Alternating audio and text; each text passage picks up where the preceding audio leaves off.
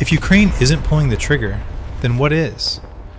Melitopol is silently thinning Russian ranks right at the front line. At 6 o'clock, eastern Zaporizhzhia Oblast stirred under the low rumble of engines. A Russian mechanized column burst from a seized logistics airstrip near Melitopol. The unit advanced without artillery cover or air support.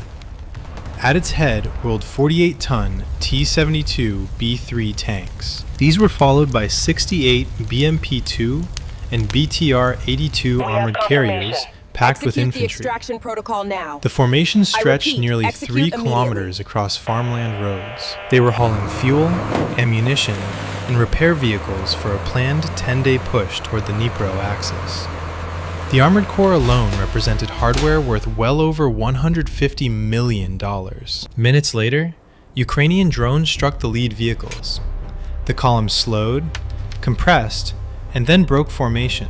What began as a confident advance turned into a fight for survival on open ground. Before we dive deeper into the battle, share your location so we know if you are close to the conflict. If you watched the last video, you saw Ukraine's drones tear into a Russian tank column from above. This is what happened next. The fight moved underground. Decisions were made in minutes inside a reinforced command room, buried beneath concrete and soil. Ukrainian officers watched the battlefield assemble itself in fragments of data. Commercial satellites confirmed the movement first. Then, 3 long-endurance fixed-wing UAVs picked up engine heat and dust plumes along farm roads. Ground-based passive listening sensors followed. They isolated track noise and radio leakage from the column as it accelerated north. There was no debate. Within minutes, the Southern Operational Commander issued a single directive: stop the column before it could deploy, disperse, or dig in. A layered response came together fast. 12 PD-2 reconnaissance UAVs, each valued at approximately $100,000, were launched. Their mission was to maintain uninterrupted wide-area tracking. Their feeds mapped every vehicle, every gap, and every hesitation. Behind them, 36 FPV strike drones were armed and queued for launch. Modified for anti-armor work, these cost roughly $4,000 each. Their task was simple: break the lead, then poison the center. To deny pursuit and counterfire, 20 quadcopter-delivered aerial mines were prepared. These were crude in appearance, but lethal in effect. On the ground, 180 armed motorcycles revved into position. Each carried RPG-7 launchers and light anti-tank missiles. They were ready to punch through once the column lost cohesion. 2 mechanized infantry platoons waited just beyond contact range. Engines were idling, tasked with sealing escape routes. The first FPV drones went in low, skimming tree lines.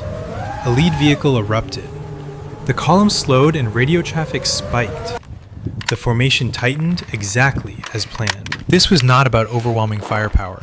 It was about speed, pressure, and forcing a collapse before the enemy understood the fight. As the column advanced along exposed farm roads, 16 low-altitude surveillance drones dropped beneath radar coverage.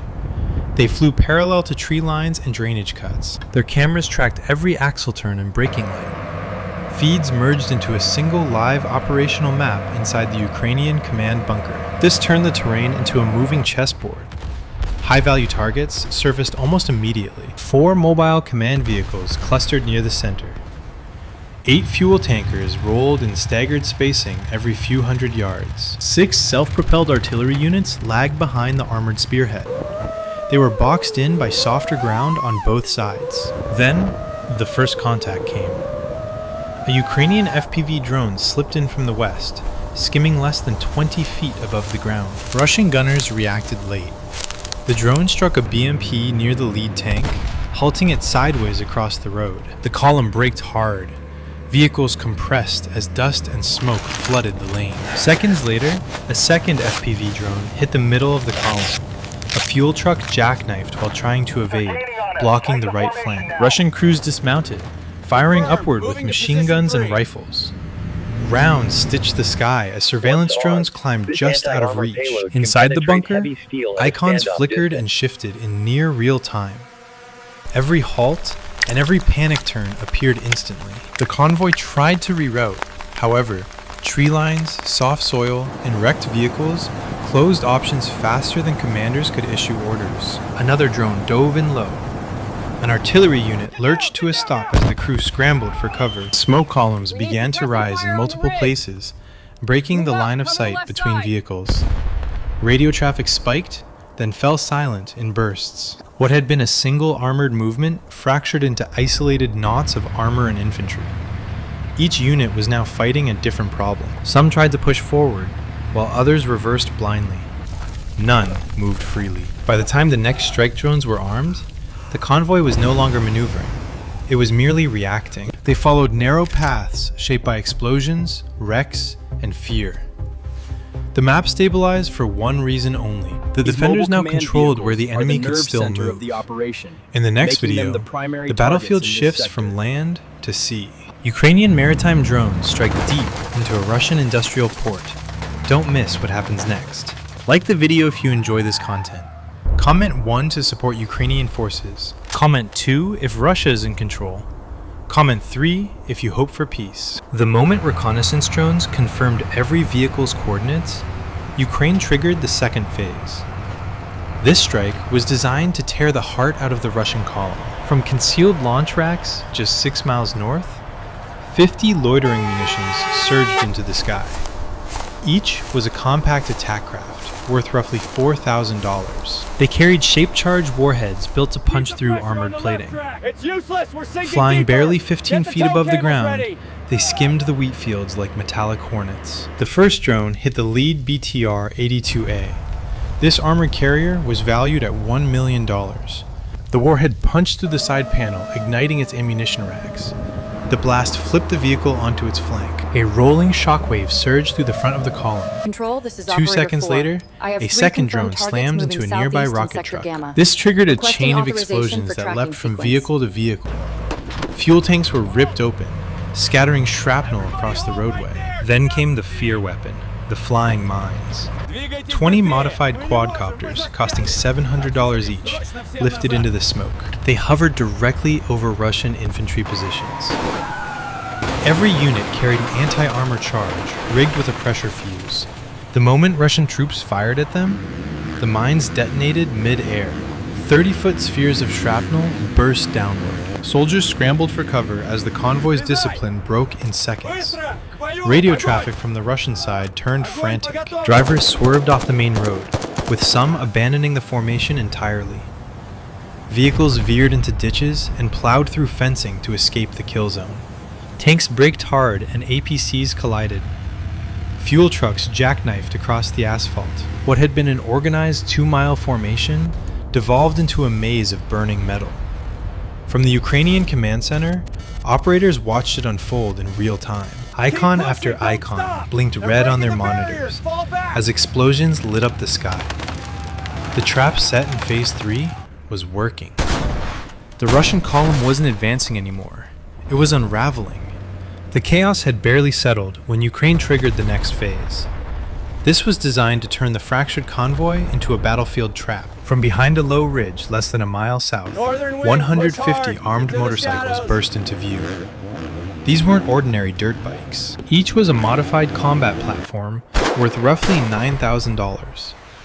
They featured reinforced frames, silent exhaust systems, and bags packed with rockets. Their engines screamed across the open terrain as they fanned out into a 3-pronged assault.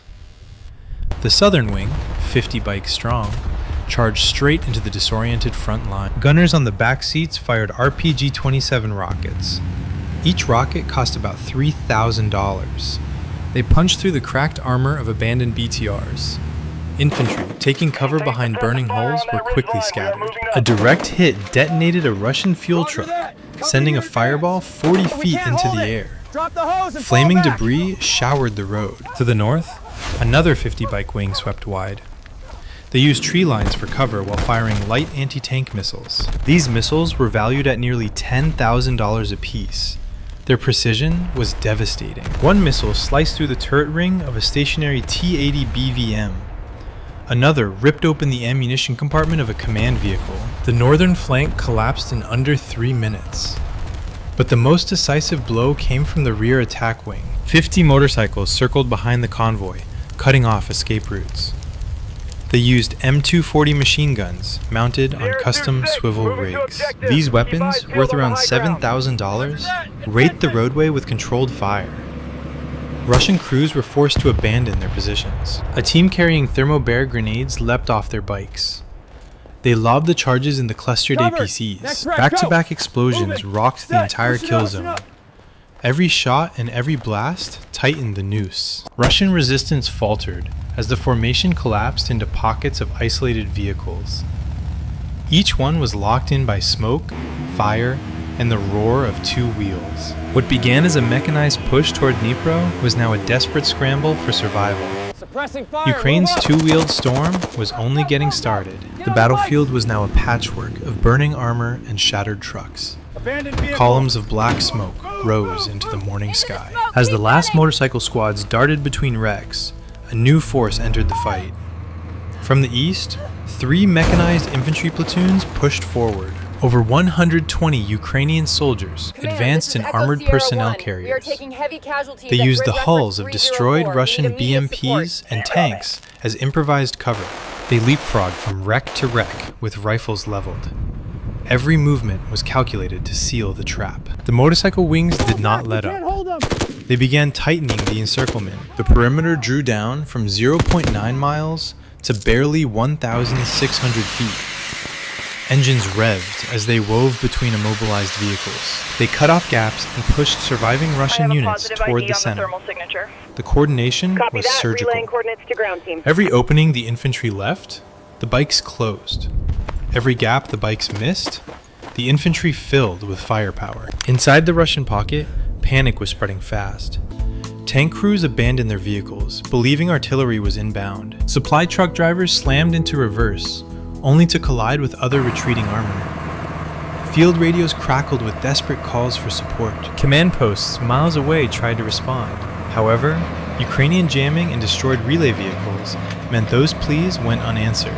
With no support fire and Ukrainian units closing in, resistance began to fracture.